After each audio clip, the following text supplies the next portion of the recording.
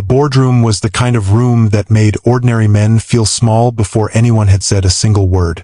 Floor-to-ceiling glass on 3 sides, a table so long and polished it reflected the ceiling like still water, and 14 leather chairs occupied by 14 people who had, in one way or another, spent their entire careers learning how to look like they belonged exactly where they were sitting.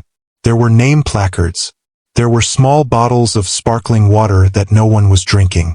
There was the low, comfortable murmur of people who knew each other's golf handicaps and vacation homes.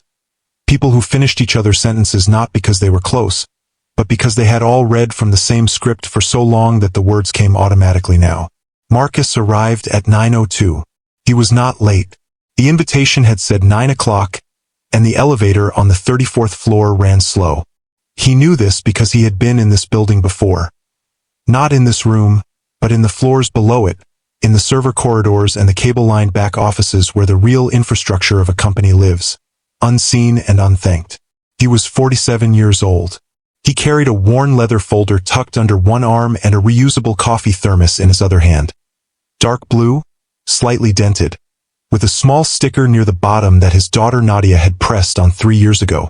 A cartoon dinosaur wearing a graduation cap. He had never removed it. He told himself it was because he kept forgetting.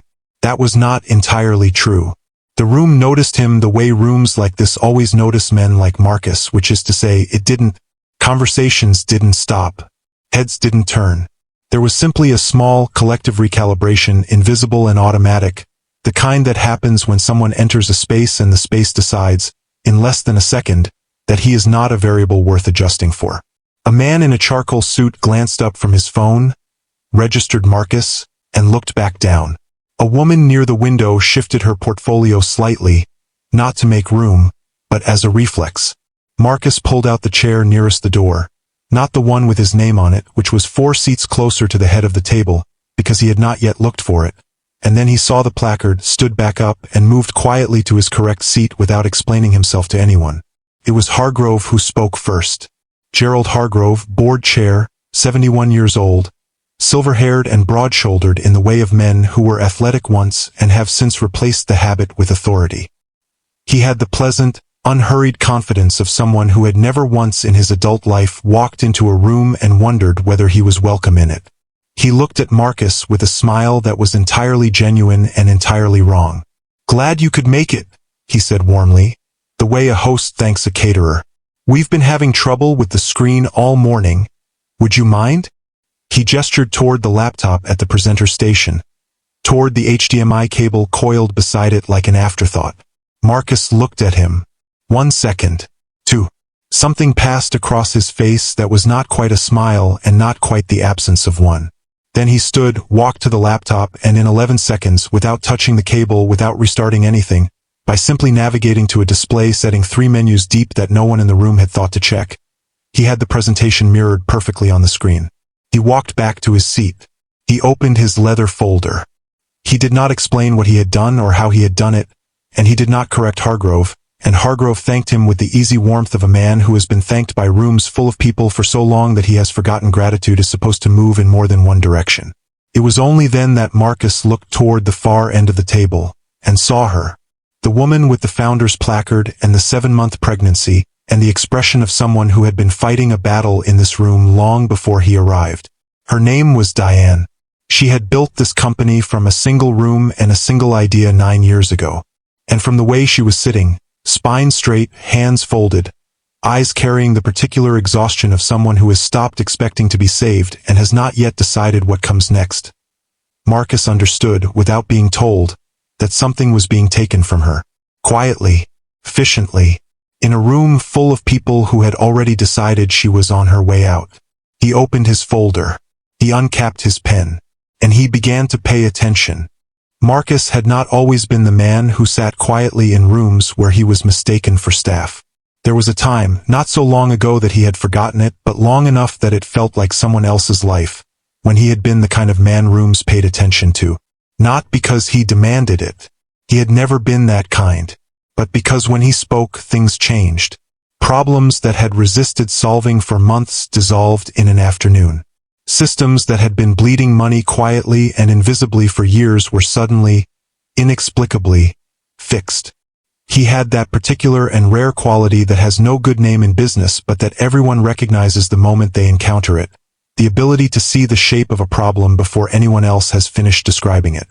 He had built his first software tool at 19, alone in a dormitory room with a second-hand laptop and a certainty that the way institutional data was being organized was not just inefficient but philosophically wrong. He had been right.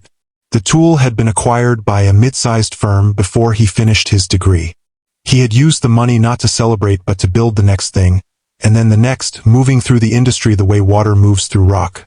Not forcefully but persistently, finding every weakness, every gap, every place where the structure was not as solid as it appeared. By 34, he had consulted for 11 companies across 3 countries. He had never once had his name on a press release. That was by choice. He had watched enough men confuse visibility with value to know the difference between the two. He preferred the work. He preferred the moment when the right answer clicked into place and the system, whatever system it was, financial or digital or organizational, began quietly and without fanfare to function the way it was always supposed to. Then his wife got sick. It happened the way serious things always happen, not all at once but in increments, each one small enough to dismiss, until the day came when dismissing it was no longer an option. Elena was 31 when the diagnosis arrived. She was 33 when she died. She left behind a daughter who was 4 years old and a husband who had been so certain, with the particular arrogance of competent people, that he could fix anything if he understood it well enough. He had not understood this. He could not fix it. He sat with that fact for a long time before he was able to stand up again. Nadia was 7 now. She had her mother's eyes and her father's habit of going very still when she was thinking hard about something. She collected rocks. Not pretty ones, just rocks that had an interesting weight to them, a satisfying density when held in the palm. She kept them in a shoebox under her bed organized by size. Marcus had never told her to do this. She had simply begun doing it one afternoon and had never stopped, and he found the whole enterprise so quietly wonderful that he had never once suggested she do anything differently. He had restructured his entire professional life around her school schedule. He took consulting engagements that allowed him to work remotely, or that required travel only when Nadia was with her grandmother.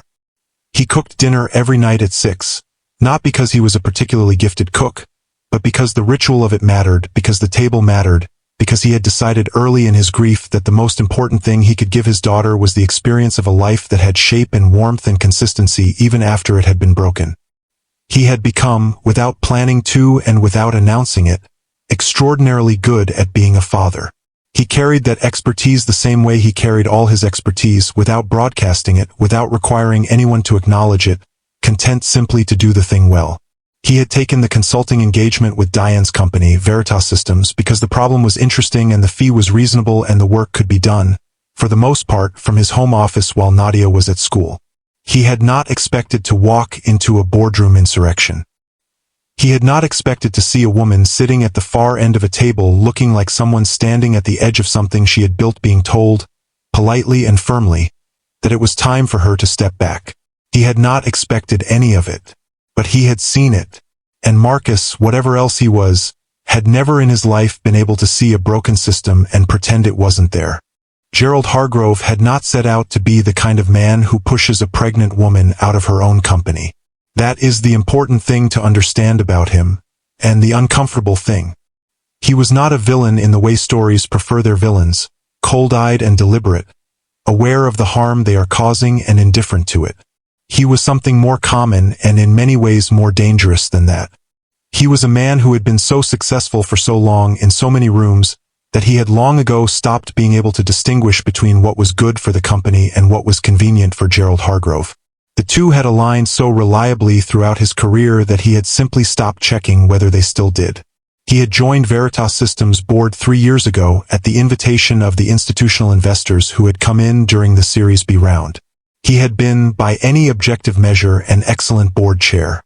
He understood capital markets with the intimacy of a man who had lived inside them for 4 decades.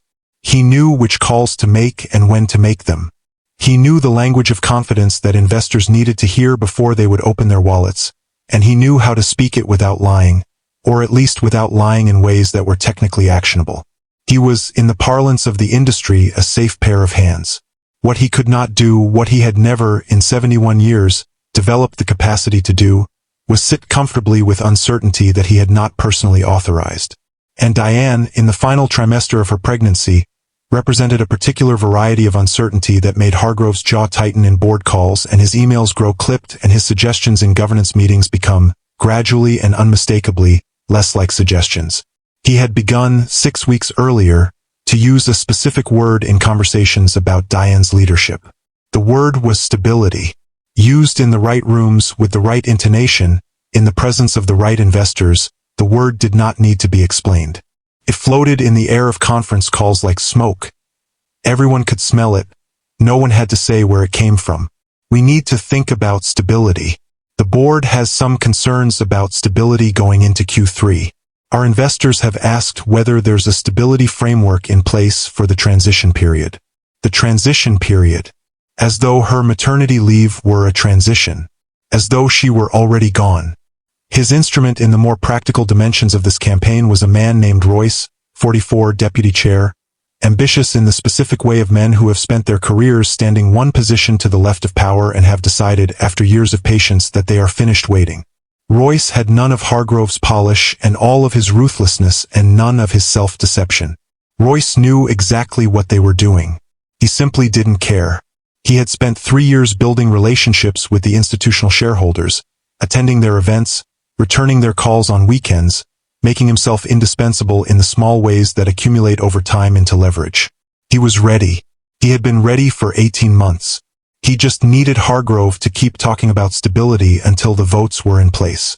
What neither of them had accounted for, what did not appear anywhere in their calculations, because it had not appeared to them to be a variable worth calculating, was the quiet man with the dinosaur sticker on his thermos, sitting 4 seats from the head of the table with a worn leather folder open on his lap, reading the room the way other men read spreadsheets. Precisely, completely, without missing a single thing. It began with a question. Not a dramatic one. Not the kind of question that silences a room or signals that something is about to change. It was the kind of question that sounds, on the surface, almost administrative. Bureaucratic, even. The kind of question that makes powerful men lean back in their chairs with the comfortable patience of people who are used to explaining simple things to people who don't quite understand them. Marcus asked it during the governance portion of the meeting 40 minutes in, when Royce had begun presenting what he called a leadership continuity framework. A document that had been prepared, Marcus noted, by an outside firm that specialized in executive transition consulting. He had read the document the previous evening when it arrived in the board materials. He had read it twice. The second time, he had begun making notes in the margins of his own printed copy in the small, precise handwriting of a man who thinks faster than most people talk. "I have a question about Section 4, Marcus said. Royce looked at him with the particular patience of a man who does not consider the source of a question before deciding it isn't worth his time. "Of course," he said. "The continuity framework designates the deputy chair as interim operational lead during any extended executive absence," Marcus said. "I'm reading that correctly?" "That's correct," Royce said. "Standard governance structure." "It is," Marcus agreed pleasantly. "Except that Veritas's founding charter, the original incorporation documents from 2015, includes a founder protection clause in Article 7 that requires a supermajority of 75% of all voting shares, not just board votes, to authorize any change in executive authority during the company's first 15 years of operation." He paused. "The company is 9 years old." The room went very quiet in the way that rooms go quiet when something has just changed and no one is yet sure how much. Hargrove's expression did not change. That was how you knew he was rattled. Not by what his face did, but by the half-second delay before it did anything. "That clause," he said carefully, "was intended to apply to hostile takeover scenarios." "It was intended," Marcus said, "to apply to any unauthorized transfer of executive authority. The language is not ambiguous." He turned his folder around and slid it down the table with the calm of a man who has been waiting 40 minutes for exactly this moment. "I flagged the relevant passage. Page 34, third paragraph." What followed was not an argument. Marcus did not argue. He did not raise his voice or lean forward or perform any of the theatrics that men in boardrooms perform when they want to signal that they are serious. He simply answered questions. Royce's questions, then the institutional investor representative's questions, then the questions from the two independent board members who had been sitting in cautious silence for the last half hour and were now sitting forward. He answered each one with the same quiet precision, the same unhurried certainty, referencing specific documents, specific clauses, specific case precedents from 3 comparable situations in corporate governance over the last decade. He had done this research not because he knew this meeting would go this way, he hadn't, but because he always did this research, because that was what he did. He prepared completely for every room he walked into, even the rooms that had already decided he was there to fix the projector. At one point, the investor representative, a woman named Patricia who had been watching Marcus with an expression that had traveled, over the course of the last 20 minutes, from polite skepticism to something approaching undisguised respect, asked him directly what his recommendation was. Marcus glanced down the table at Diane. She was watching him with an expression he recognized. Not gratitude, not yet, but the particular alertness of someone who has been in a fight alone for a long time and has just heard, unexpectedly, footsteps coming up behind them that might belong to someone on their side. My recommendation, Marcus said, is that the board table the continuity framework pending a full legal review of the founding charter, and that the founder retain her operational authority in the interim. He closed his folder. That's what the documents require. And in my experience, the cleanest path forward is usually the one that follows what the documents actually say. Royce looked at Hargrove. Hargrove looked at his sparkling water. And the room, for the first time since Marcus had walked into it, was listening to him. Not because he had demanded it, but because he had made it impossible not to. The meeting adjourned without a vote. That was Hargrove's move. Not a concession, not a retreat, but a postponement. The tactical withdrawal of a man who has been outmaneuvered in one room and is already calculating which room comes next. He called for a recess pending legal counsel review with the smooth authority of someone who has chaired enough meetings to know that controlling the timing is almost as powerful as controlling the outcome. The board filed out in ones and twos, voices low, the particular hum of people recalibrating positions they had considered settled 20 minutes ago. Marcus was packing his folder when Diane reached him. She moved carefully, the careful movement of a woman 8 months pregnant navigating a room of chairs, and when she reached him she didn't say thank you immediately. She just stood there for a moment, as though she needed to confirm that he was real, that what had just happened had actually happened. "They're not finished," she said. Her voice was steady. She was that kind of woman, the kind who keeps her voice steady even when everything else is moving. Hargrove has 3 independent shareholders he's been working for months. Even with the charter clause, if he can get them to sign a petition for a special governance review, he can tie this up long enough that I'm on maternity leave before it resolves. And then, she stopped. She didn't need to finish. Marcus nodded slowly. He had already understood this. He had understood it before she said it because he had read the shareholder registry the previous evening along with everything else, and he had noted the 3 names, and he had noted their historical voting patterns, and he had noted something else, something that Hargrove, in all his careful preparation, appeared not to have noticed. But this was not the moment for that. This was the moment to listen. "I have 6 weeks, Diane said, "maybe 8, before I physically cannot be in these rooms anymore." She looked at him with clear, exhausted eyes. "I built this company. 9 years. I mortgaged my apartment. I worked from a kitchen table for the first 2 years. I have 41 employees and most of them have been here since the beginning, and they don't know any of this is happening because I have been trying to handle it quietly, professionally, without..." Her voice caught. Just once. She steadied it immediately. "I'm not asking you to fix this. I'm asking if it can be fixed." Marcus looked at her for a moment. Then he looked down at his folder. Then he looked at the dinosaur sticker on his thermos. "I need to make a phone call," he said. "And then I need 2 hours with your original shareholder agreements." He picked up his coffee. "Can you get me those documents this afternoon?" Diane looked at him the way people look at someone who has just offered them something they had stopped believing was available. Not with hope exactly. With the careful, guarded precursor to hope that people develop after they have hoped before and been disappointed. "Yes," she said. "I can get you those documents."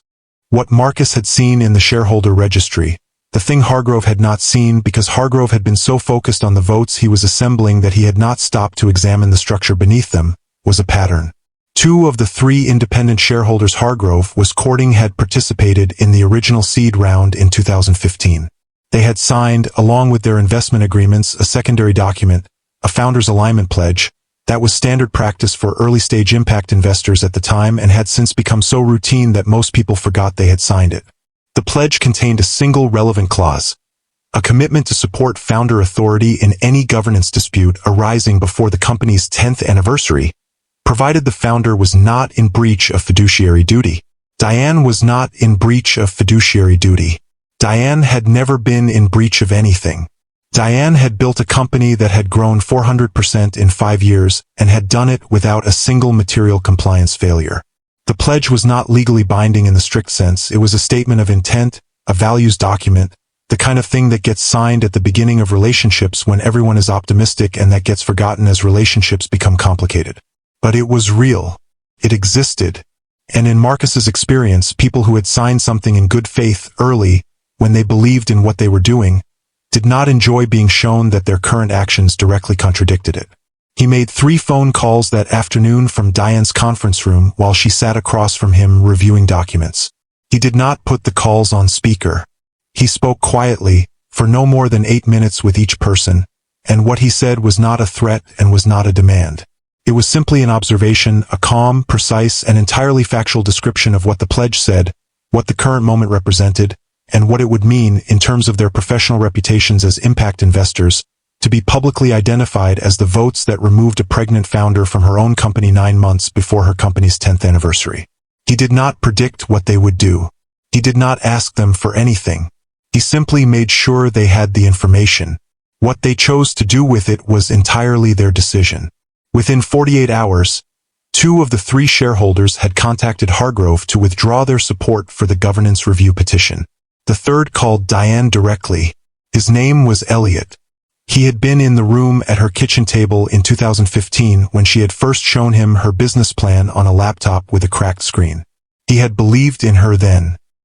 He told her on the phone, his voice carrying the particular gruffness of a man who is not comfortable with emotion but is attempting it anyway, that he was sorry it had gone this far, that he should have said something sooner, that he was saying something now. Hargrove did not resign from the board immediately. That was not how men like Hargrove ended things. But the petition died quietly. The legal review found nothing actionable in the charter clause Marcus had cited, and at the next board meeting 3 weeks later, the governance framework was tabled indefinitely. Diane sat at the head of the table. She ran the meeting with the focused efficiency of someone who has stopped waiting for permission to take up space. Hargrove sat 4 seats away and said very little. Royce sent his apologies and did not attend. Marcus sat in the same chair he had sat in before with the same folder with the same thermos. After the meeting, Patricia, the investor representative who had watched him with such careful attention 3 weeks earlier, stopped him in the corridor. "You're not a typical governance consultant," she said. "No," Marcus agreed. "What are you, exactly?" He thought about it for a moment. Genuinely thought about it the way he thought about everything, with patience and precision. "I'm a person who reads documents carefully," he said, "and pays attention to rooms." She laughed. He took the elevator down, walked to his car, and drove to Nadia's school. He was 3 minutes early. He sat in the pickup line with the engine running and the radio off, watching the school doors, waiting for the moment they would open and she would come through them. Small and serious and carrying her backpack with both straps, the way she always did, and the afternoon would begin, which was the part of every day he cared about most. 3 months later, Diane sent him a photograph. He was in his kitchen when it arrived. 6 o'clock, a Tuesday, the pasta water just coming to a boil, and he stood at the counter and looked at it for a long moment before putting his phone down and going back to dinner. The photograph was of the Veritas Systems lobby. Someone had taken it on the day Diane returned from maternity leave 6 weeks after her daughter was born, on a morning in early spring. In the photograph, Diane is walking through the front doors in a gray coat, carrying a coffee and a tote bag, and 41 employees are standing in the lobby applauding. Some of them are crying. One of them is holding a hand-lettered sign. You cannot read what it says from the angle of the photo, but the person holding it is crying too, so it probably says something true. Marcus showed the photograph to Nadia that evening at dinner. He did not explain the whole story. She was 7, and the whole story involved concepts like shareholder registries and supermajority clauses that would have required more explanation than the pasta warranted. He simply showed her the photograph and said that a woman had been treated unfairly at her job, and that some people had helped her, and that she had gotten to go back to work and lead her company the way she'd always led it. Nadia looked at the photograph for a long time. Then she looked up at him. "Did you help her?" she asked. He considered the question with the seriousness it deserved. "A little," he said. "Mostly she helped herself. She'd built everything right from the beginning. She just needed someone to point at the right documents." Nadia nodded as though this was a reasonable and satisfying answer, which to her it apparently was. She went back to her pasta. Then, after a moment, she said without looking up, "Is that why you always read everything so carefully? So you can help people?" Marcus looked at his daughter, at the particular quality of her attention, the way she asked questions that were too large for her age and sat with the answers quietly, turning them over like rocks in her palm, feeling their weight. "Partly," he said. "What's the other part?" He was quiet for a moment. The kitchen was warm. The window above the sink had gone dark, and in the glass he could see the two of them reflected, small and still against the evening, a father and a daughter at a table, the shape of a life that had been broken and carefully, imperfectly, lovingly reassembled. "The other part," he said finally, "is that I want you to see what it looks like when someone does the right thing, even when no one's watching." Nadia considered this. Then she reached across the table and moved his thermos slightly, straightening it, the way she sometimes straightened things without knowing she was doing it. The dinosaur sticker caught the kitchen light. "I'm watching," she said simply, and went back to her dinner.